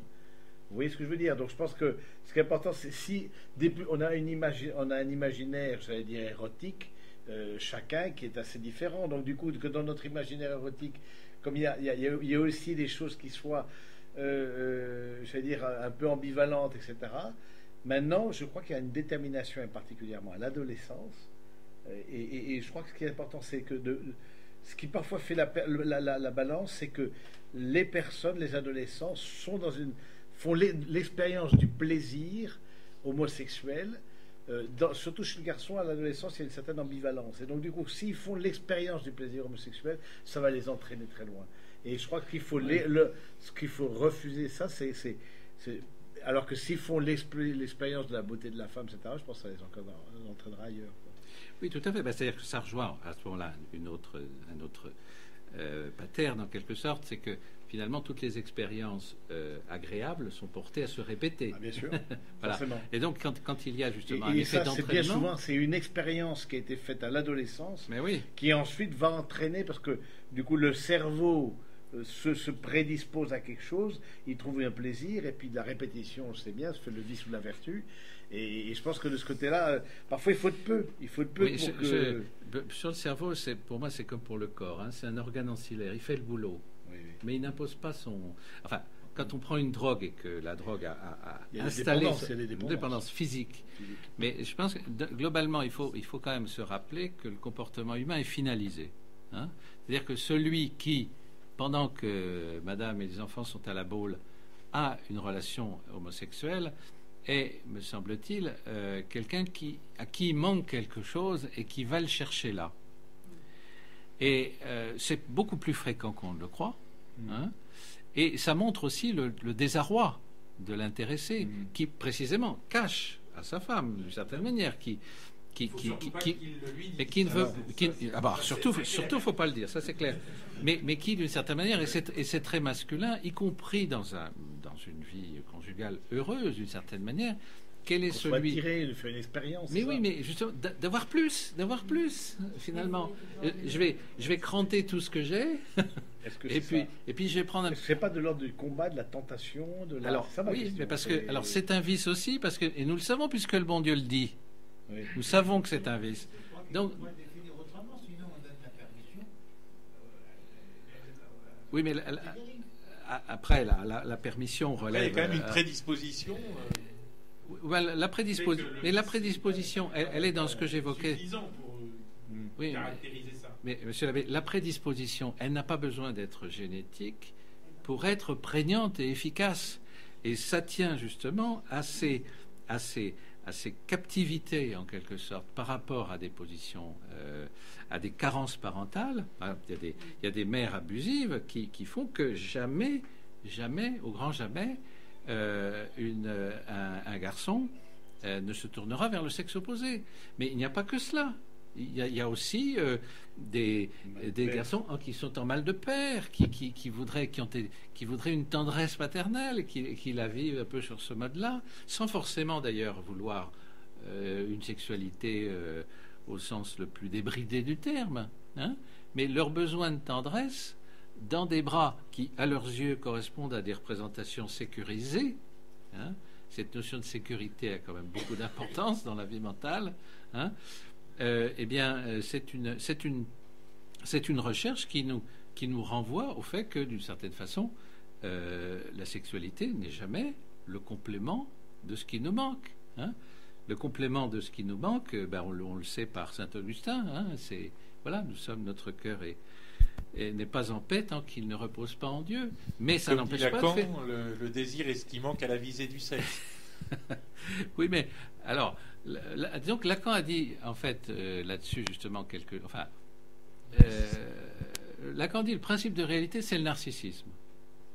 C'est-à-dire que l'important, c'est de tenir debout.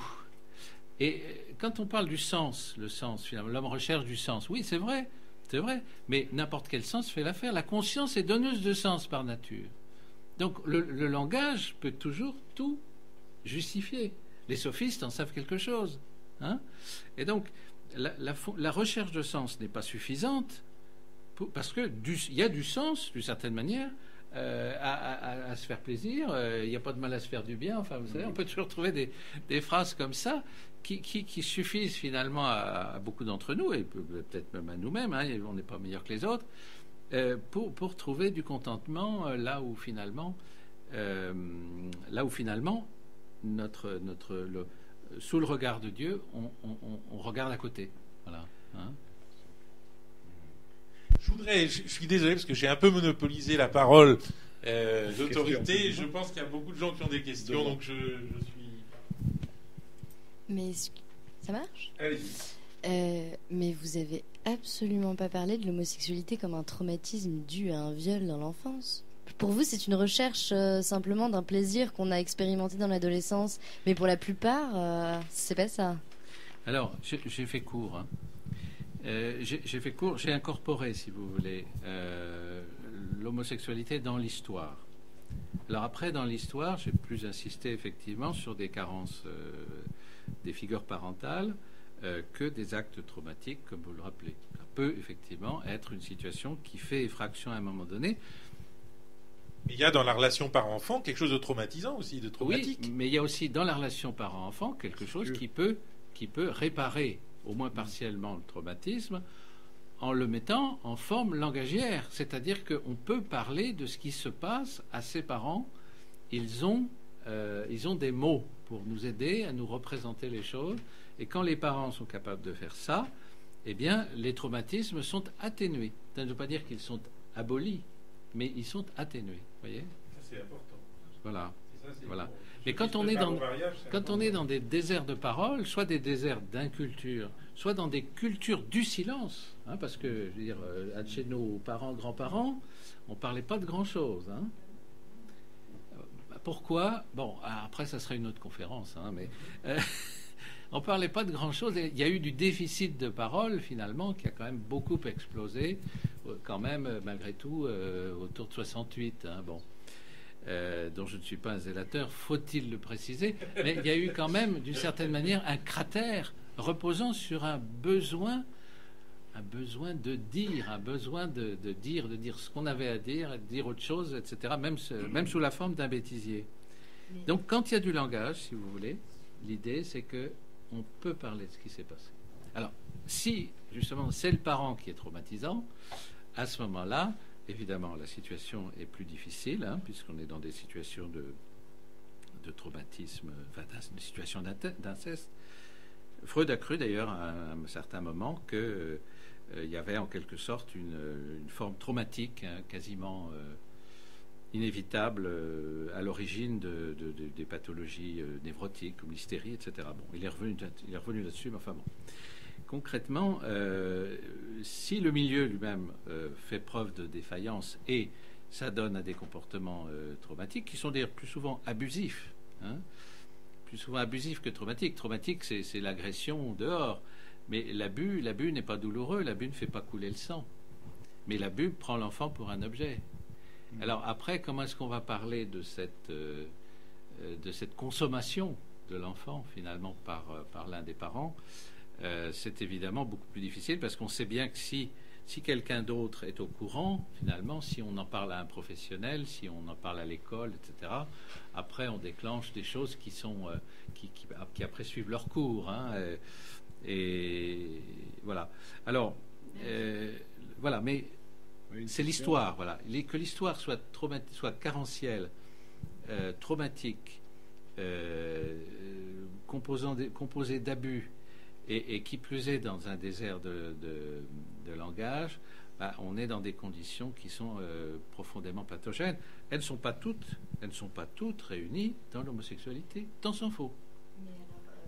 Alors j'ai très bien compris le principe où c'est carentiel, oui. Mais j'ai pas du tout compris si l'être donc subit un abus. Je me place dans le cadre de l'abus et pas de l'agression. Oui. Si l'être subit un abus, qu'est-ce qu'il va faire que justement il va devenir entre guillemets homosexuel vu que c'est pas une carence?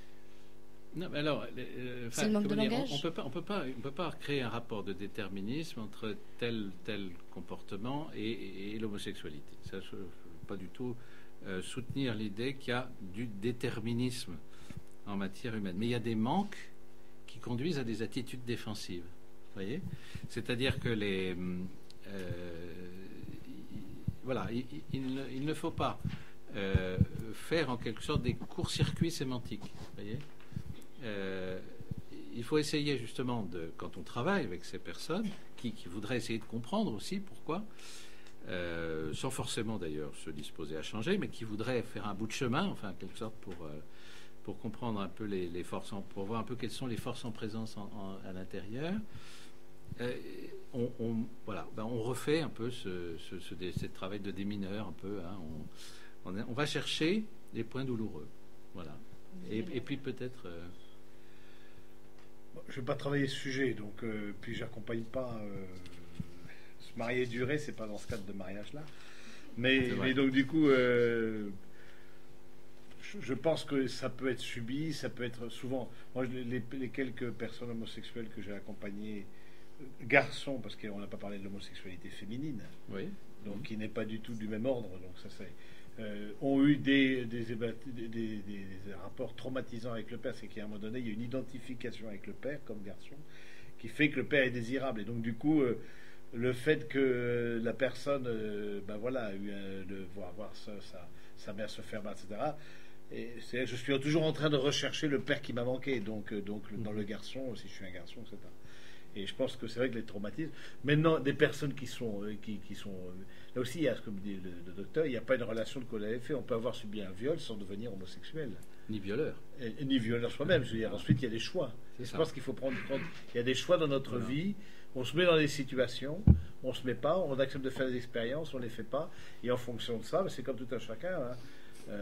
Plus on boit, plus on va devenir alcoolique, plus on joue, plus on devient joueur. Donc, et à la fin, ça devient irrépressible. Donc, voilà. Et puis, il y a aussi tout un espace de représentation différente à l'intérieur même de la masculinité ou de la féminité. Je veux dire, entre Lino Ventura, si vous voulez, et Stéphane Bern, voilà, c'est toujours du masculin.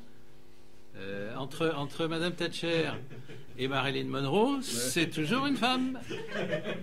Mais celui qui voudrait Marilyn Monroe, est-ce qu'il prendrait Madame Thatcher à la limite, il préférerait peut-être Stéphane Bern, vous comprenez? Il y avait une question. Donc, il y avait une question derrière. Allez-y. Oui, si sa conscience le lui propose.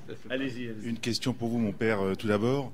Vous évoquiez, à mon avis, à juste titre, de manière implicite, peut-être le côté sidérant de la première orientation sexuelle de l'adolescent, notamment de l'expérience. Est-ce que c'était quelque part une invitation à ce genre d'expérience, justement, pour les adolescents? avant de se marier ou... Est-ce que je comprends la question là.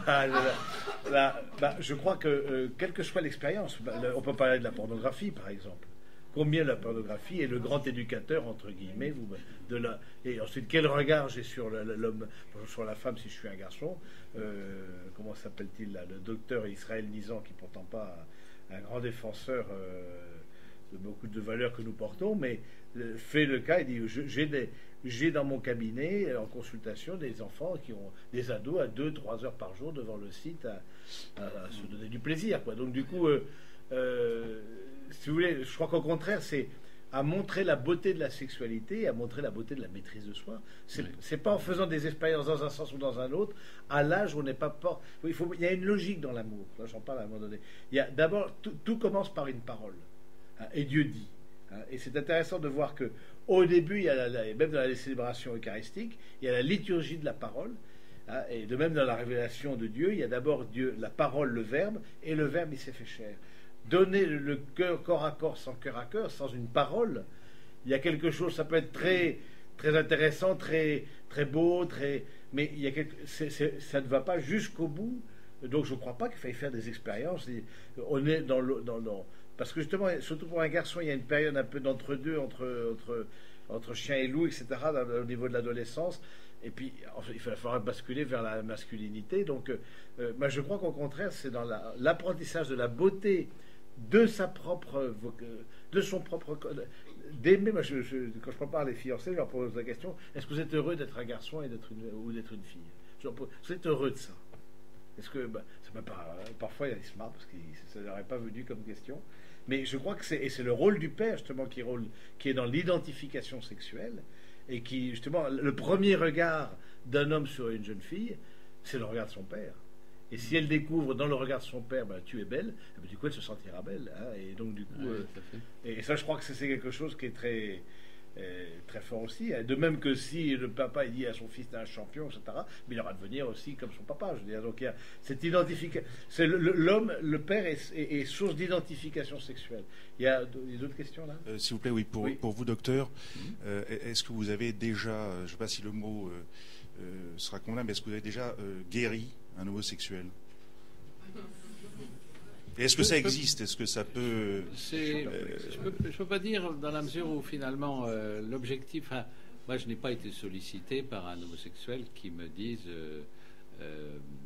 voilà, je changeais moi. Voilà. C'est pas un projet thérapeutique à proprement parler, si vous voulez. J'ai vu des gens qui souhaitaient comprendre plus clairement pourquoi ils étaient dans cette orientation, hein, et chaque fois qu'on essaye de mettre un petit peu de clarté, c'est-à-dire que quand on fait une interprétation pertinente, on voit bien que la personne se l'approprie et ça fait bouger des choses. Voilà. On peut avoir cette ambition-là qui consiste justement à être dans plus de lucidité. Voilà. Mais une lucidité qui, dans cette reprise, si vous voulez, de l'histoire, se fait à travers du matériel, si j'ose dire, qui est apporté par le patient lui-même. Alors, il faut aussi que le thérapeute aille chercher quand il y a des lacunes. Hein, on refait l'histoire. Tiens, là, il manque 3 ans, etc. Alors là, on découvre qu'il était en prison, enfin, vous voyez, ou qu'il avait foutu le camp parce qu'il vivait un truc très pénible. Bon, voilà, reconstituer un peu une continuité. Hein, et donc voir qu'il est possible justement de se réapproprier un peu son parcours et d'en être d'une certaine manière plus maître en quelque sorte, parce qu'on en comprend mieux les composantes.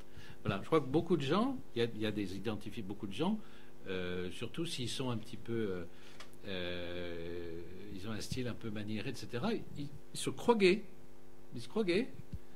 Et puis ils se disent, voilà, je suis comme ça, voilà. En fait, pas du tout. C'est simplement à un moment donné, et ils ont plus soin de leur corps, ils sont plus centrés un peu sur le besoin de donner une image, ils sont plus en recherche de valorisation par une présentation qui les tire un peu vers une préoccupation féminine, d'une certaine manière, mais qui va passer qui va passer, parce que quand ils vont se lancer dans des projets qui leur tiennent à cœur, ils vont se retrouver avec des semblables finalement, et le groupe d'une certaine manière apporte justement des identifications possibles, hein, et qui ne sont pas, qui a priori ne sont pas des identifications homosexuelles en fait, hein. Elles sont masculines, mais pas charnelles. Voilà. Oui. Docteur, vous disiez tout à l'heure que vous avez commencé en disant qu'on n'essaie pas hétérosexuel. Oui. C'est probable dans certains cas. Moi, j'ai connu quelqu'un qui était un membre de ma famille, un peu éloigné, mais pas tellement, qui tout petit jouait à la poupée. C'était dans une famille d'agriculteurs qui n'était pas vraiment portée à ça. Donc son père lui flanquait des roustes pour le viriliser. C'est assez vieux cette histoire-là, et la personne dont je parle est morte. C'est quelqu'un qui a fini par donner dans la mode, qui était homosexuel complet, qui a fini par changer de sexe après la mort de sa grand-mère quand même, et qui en a énormément souffert. C'est donc quelqu'un qui finalement que j'ai bien connu, hein, et qui était une femme dans un corps d'homme. Oui, oui. Donc c'est quelqu'un qui a été qui s'est trouvé qui a fini par être transgenre, comme on dit aujourd'hui.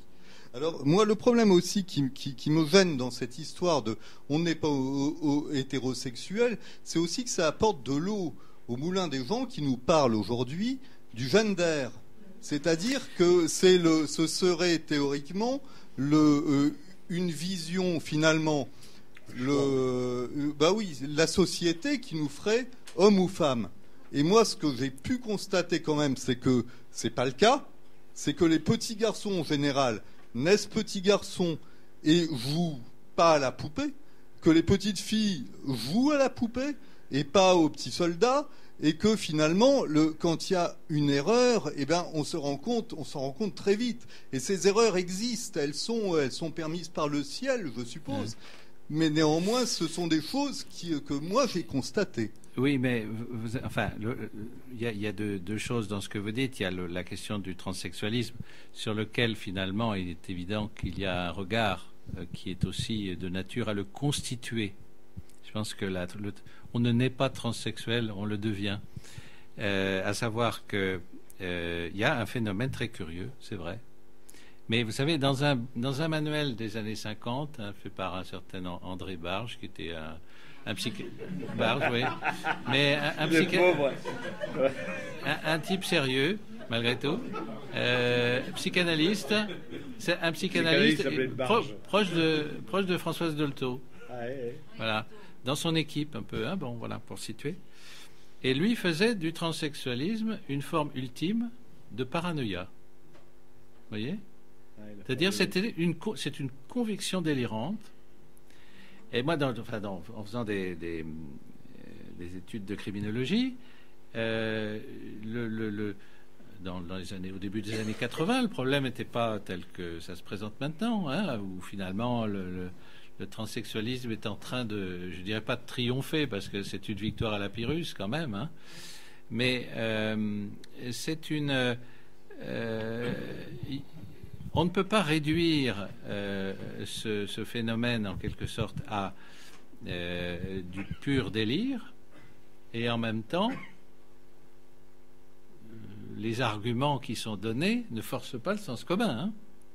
Donc on est face à une situation qui en fait a été découverte d'abord par les chirurgiens, parce qu'en fait c'est ceux qui pensaient justement que la nature avait fait une erreur. Et voilà, donc un corps de garçon avec une mentalité féminine, il n'allait pas voir le psychiatre, il allait voir le chirurgien pour lui ôter ce qu'il y avait en trop et rajouter ce qui manquait. Et donc, les chirurgiens au début se sont récriés. Ils ont dit, mais enfin, on ne fait pas de mutilation comme ça. D'abord, la loi l'interdit. Et puis, petit à petit, la loi a cessé de l'interdire. On a laissé ça un peu aux chirurgiens. C'était pas remboursé par la Sécu, on payait. Puis après, on s'est dit, mais finalement, ils vont mieux après. Après chirurgie, ils vont mieux. Après chirurgie et hormonologie aussi. Hein, bon. Alors, il y a toute une plasticité du corps. Donc, c'est pour ça, là, je saute du coup à votre deuxième objection, enfin, à votre objection. Ça peut rendre service au gender. Je ne suis pas de cet avis. Je pense que le gender pointe un vrai problème. C'est-à-dire qu'il est dans la nature humaine d'avoir tout à apprendre. L'espèce humaine, certes, est considérée comme animale parce qu'elle est animée, elle a un mouvement, elle bouge, elle se développe, mais nous ne sommes pas programmés comme des animaux. Hein? L'animal trouve sans chercher, disait Bergson. Voyez, mais nous avons tout à chercher, y compris notre bien.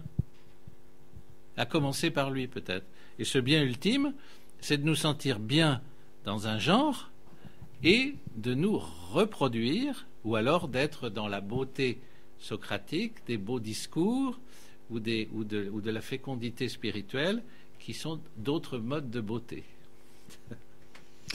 Très bien.